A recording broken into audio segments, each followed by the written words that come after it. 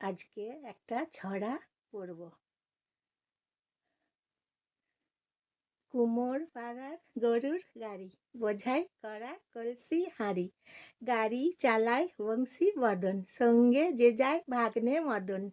হাট বসেছে শুক্রবারে বক্সিগঞ্জের পদ্মা পাড়ে, জিনিসপত্র জুটিয়ে এনে গ্রামের মানুষ বেচে কেনে।